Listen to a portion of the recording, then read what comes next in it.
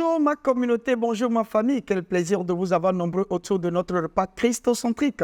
Une dévotion quotidienne de notre vraie identité avec Christ. Christ Anglais est mon nom, je suis votre serviteur. Allons-y directement à la prière. Abba Père, nous te disons merci, nous reconnaissons ta grandeur dans notre vie. Papa, nous sommes reconnaissants pour tout ce que tu ne cesses de faire pour nous. Merci pour la réconciliation faite en Christ. Merci pour le pardon de péchés, le pardon de nos péchés, Papa. Merci pour l'amour démontré pour nous en Christ. Père, nous te disons merci. Voilà pourquoi nous sommes réunis ce matin pour te connaître, Papa. Tu as dit dans ta parole, l'homme ne vivra pas que de pain seulement, mais de toute parole qui vient de Dieu. Voilà pourquoi nous sommes réunis autour de ce repas christocentrique. Papa, révèle-toi à nous puissamment au nom de Jésus. Car tu as dit dans ta parole, l'entrée de ta parole donne la lumière. Papa, les yeux de nos entendements soient éclairés ce matin au nom de Jésus. Père, nous te disons merci. Nous glorifions ton nom, nous sanctifions ton nom au nom précieux de Jésus. Nous avons prié, nous avons reçu. Amen. Quel plaisir de vous avoir toujours nombreux autour de ce repas christocentrique. Alors, tout ce que vous savez bien le faire, tout ce que vous savez bien faire, c'est de partager la vidéo. C'est la même chose, je vous demande ce matin. Partagez la vidéo, partagez-la et faites connaître ceci à un plus grand nombre possible. Que Dieu vous bénisse, que la main de Dieu soit sur vous. Et si vous, c'est votre première fois de nous rejoindre, nous sommes très ravis de vous compter parmi cette grande famille. Et tout ce que nous vous demandons de faire, c'est de vous abonner à nos chaînes pour ne rien rater de nos prochaines vidéos. Que Dieu vous bénisse, que la main de Dieu soit sur vous. Allons-y directement à la parole. Nous sommes toujours dans le thème « La guérison est à vous ». La guérison est à vous. Et nous avons vu hier que cette guérison, et c'est le ministère de Jésus et la révélation du Père.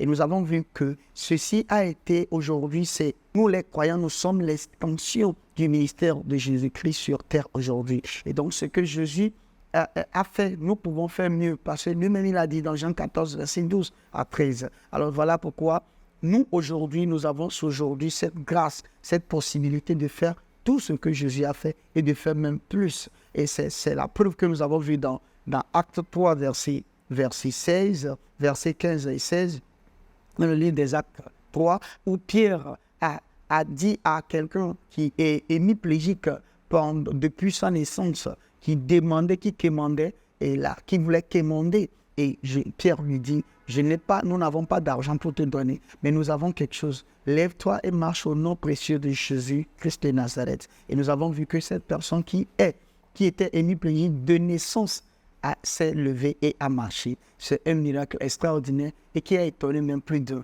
Aujourd'hui, nous sommes cette expansion et Pierre a fait, et si beaucoup de gens font, vous aussi vous pouvez le faire. Voilà pourquoi la Bible nous dit dans Marc que nous pouvons, c'est les signes qui suivront ceux qui ont cru. Nous pouvons aussi guérir des malades. Alléluia. Alors continuons aujourd'hui. Dieu tente-t-il par la maladie ou l'infirmité? Alors, généralement, certaines personnes disent que, voilà, Dieu tente. Quand certains sont malades, ils disent, c'est Dieu qui est en train de les tenter. Alors, est-ce que c'est vrai? Est-ce que c'est Dieu qui tente par la maladie? Nous allons voir ça aujourd'hui. Alors, j'ai pour habitude aussi d'entendre que si quelqu'un est malade, c'est qu'il y a même une chanson qui va avec, que c'est pour que Dieu veut aussi retirer sa gloire dedans. Est-ce que c'est vrai? Toutes ces hypothèses que nous menons. Généralement, je peux affirmer en grande voix non. Parce que c'est le fait que nous ne connaissons pas Dieu que nous faisons ces affirmations. Quand vous connaissez le caractère de Dieu, vous ne pouvez pas faire ces affirmations vis-à-vis de Dieu. Qui d'entre vous, en tant que parent, aura envoyé ses enfants, son enfant peut-être, comment l'appelle-t-on, donner ses enfants aux brigands, ok, aux tueurs, pour lui enseigner une leçon, vos enfants. Donc, vous ne pouvez pas le faire. Si vous, physiquement, vous ne pouvez pas le faire, vous ne pouvez pas le faire. Si vous êtes un homme et que vous ne pouvez pas faire cela, vous voyez que Dieu ne pourra jamais faire une telle chose. Donc, la guérison, la maladie n'est pas une tentation de Dieu, ni la maladie n'est pas donnée par Dieu pour que Dieu puisse tirer sa gloire dedans. Non, non, non, non et non. Dieu ne donne pas la maladie. Nous avons vu cela dans notre étude des jours précédents. Alors si c'est votre première fois de nous rejoindre, vous devez retourner. Parce que nous avons commencé ceci depuis janvier. Depuis janvier, donc, pour commencer, retourner en arrière commencer et suivez-nous. Vous allez voir que nous avons parlé, nous avons fait des thèmes qui prouvent, qui nous ont montré le caractère de Dieu. Et nous savons que Dieu, en lui, il n'y a que de lumière. En lui, il n'y a pas d'obscurité. Donc Dieu ne contient pas, la maladie n'est pas en Dieu. Donc Dieu ne donne pas de maladie. Matthieu 7, verset 11. Si donc méchants comme vous l'êtes, vous savez donner de bonnes choses à vos enfants, à combien plus forte raison votre Père qui est dans les cieux donnera-t-il de bonnes choses à ceux qui les lui demandent. Voyez? Donc si nous hommes, si méchants que nous sommes, nous ne pouvons pas faire certaines choses à nos enfants. Et Dieu le Père, Dieu ne pourra pas vraiment nous envoyer une maladie juste pour vous éprouver, ou bien une maladie pour vous corriger, ou une maladie pour vous enseigner une leçon. Non, ça ne se passe pas comme ça. Dieu, notre Père, donne toujours de bons cadeaux. Les serpents, dans les Écritures, représentent les œuvres de Satan. Je reprends. Les serpents, dans les Écritures, représentent les œuvres de Satan. La maladie est une oppression de Satan. La maladie est une oppression de Satan. Acte 10, verset 38. Vous savez comment Dieu a oint du Saint-Esprit et de force Jésus de Nazareth qui allait de lieu en lieu, faisant du bien et guérissant tous ceux qui étaient sous l'empire du diable, car Dieu était avec lui. Alléluia. Dieu ne tente pas par le mal. Alléluia. Dieu ne tente pas, ou bien on peut même dire Dieu ne tente jamais par le mal. Jacques 1, verset 13. Jacques l'a très bien exprimé ici. Que personne, lorsqu'il est tenté, ne dise c'est Dieu qui me tente, car Dieu ne peut être tenté par le mal et il ne tente lui-même personne. Il ne nous tentera pas avec la maladie. Il fait de beaux dons. Jacques 1, verset 16. Ne vous y trompez pas. Mes frères bien-aimés, verset 17. Toute grâce excellente et tout don parfait descendent d'en haut. Alléluia. Donc, tout don parfait est quoi?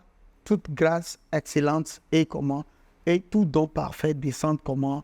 D'en haut. Donc, quand vous prenez par exemple dans les créations, quand Dieu créait dans Genèse 1, quand vous lisez tout le chapitre de Genèse 1, vous ne verrez jamais de maladie, ni d'infirmité, ni de mauvaises choses.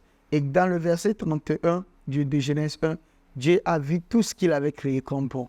Alors, du moment la maladie, les choses, la mort, tout cela est en train de venir, c'est le jour où l'homme a désobéi. Donc, la chute de l'homme a engendré des conséquences sur la nature et la nature a réagi à ces conséquences. Et ces conséquences aujourd'hui sont des maladies, ces conséquences aujourd'hui sont le péché, la mort, tout ce que nous voyons. Donc, toutes ces choses-là ne sont pas de Dieu. Toutes ces choses ne sont pas des outils de Dieu. Donc, Dieu n'a pas créé ces choses. Donc, Dieu ne les utilise même pas. Nous nous trompons facilement lorsque nous attribuons tout et n'importe quoi à Dieu.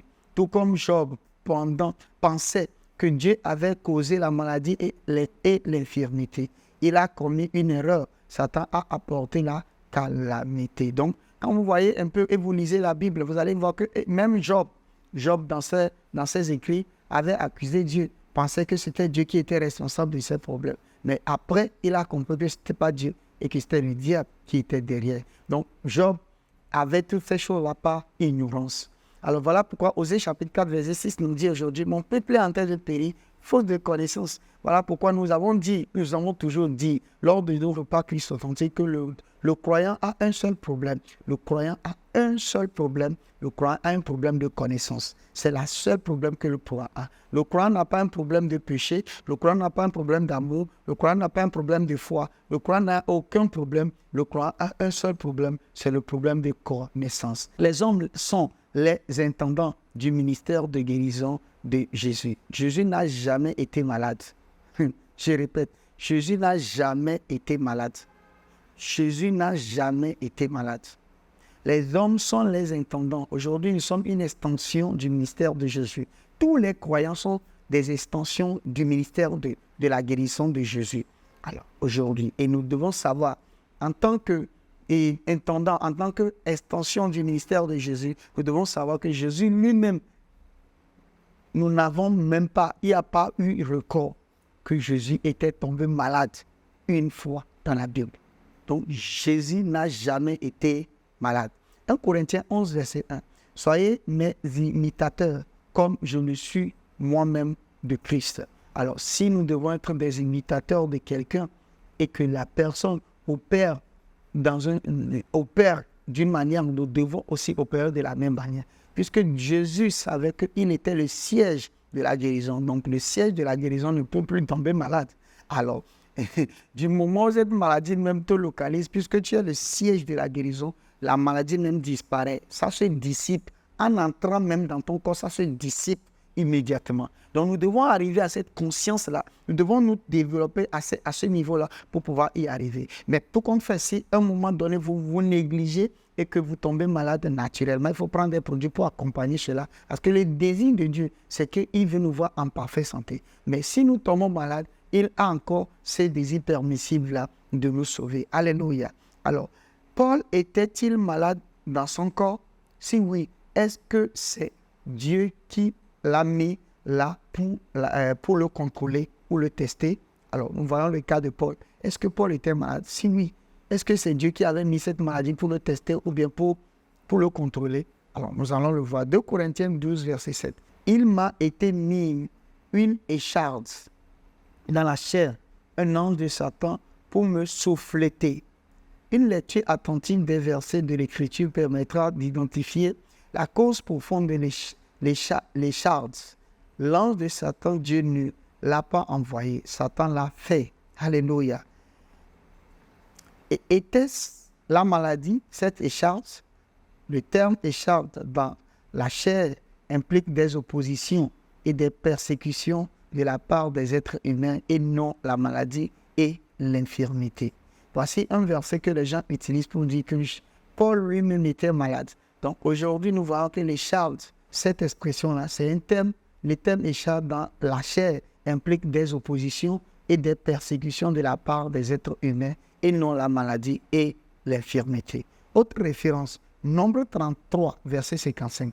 Ceux d'entre eux que vous laisserez seront comme des épines dans vos yeux et des aiguillons dans vos côtés. Alléluia. Josué 23, verset 13. Mais elles seront pour vous un filet et un piège, un fouet dans vos côtés et des épines dans vos yeux. Juge 2, verset 3. Mais ils seront à vos côtés et leur Dieu vous sera un piège. Alléluia. Les échardes de Paul dans la chair étaient une figure de style pour les persécutions et les afflictions auxquelles il a été confronté dans la prédication de l'évangile, pas une maladie ou une infirmité. Alléluia. 2 Corinthiens 12, verset 10. C'est pourquoi je me plais dans les faiblesses, dans les outrages, dans les calamités, dans les persécutions, dans les détresses pour Christ, car quand je suis faible, c'est alors que je suis fort. Quand je suis faible, c'est alors que je suis fort. La grâce de Dieu est suffisante pour le ministère, pour le ministre de l'Évangile qui fait face à tant de détresse et de persécutions menaçant même sa vie.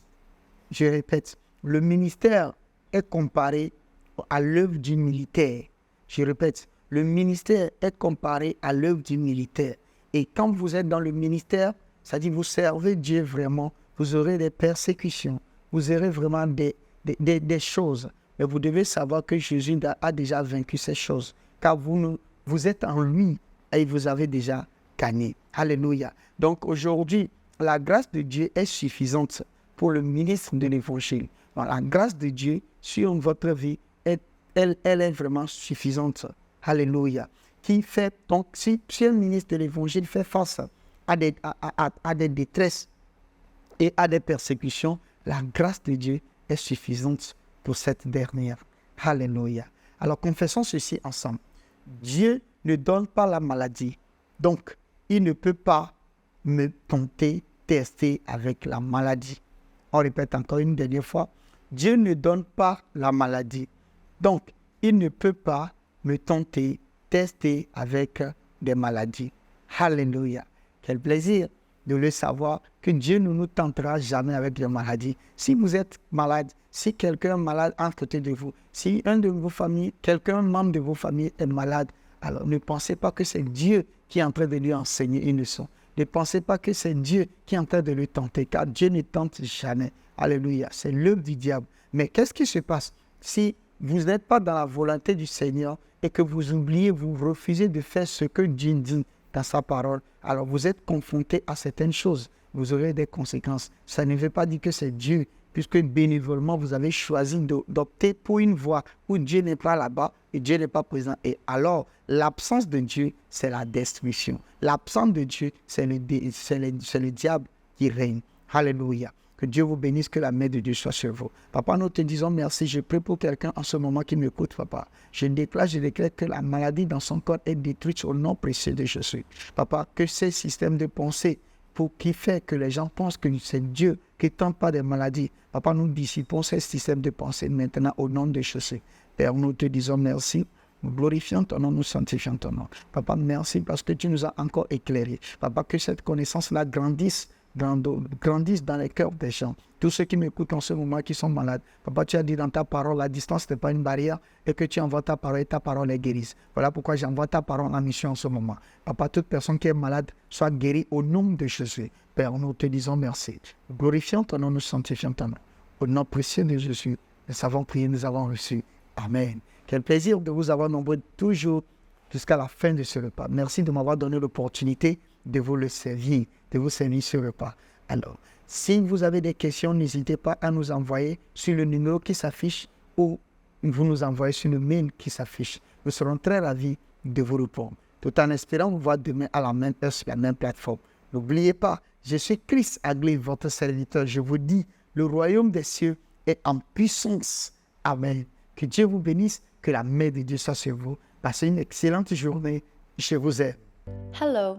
I hope you have been blessed by that wonderful message. The Bible says, man shall not live by bread alone, but by every word of God. For you to grow spiritually, you need to hear, study, and meditate on the word. You need to not only hear, but to also read and see. And that is why you need the Christocentric meal. To order this life-changing book and other titles, DVDs, and CDs by Dr. Abel Damina, call the number or email the address on the screen. This is a book that reveals to you who you are in Christ, what you have in Christ, and what Christ can do through you. This book interprets and breaks down the word into daily meals, making it easier for you to understand and study, build up and strengthen your inner man, all the while growing your relationship with God and your confidence as a believer.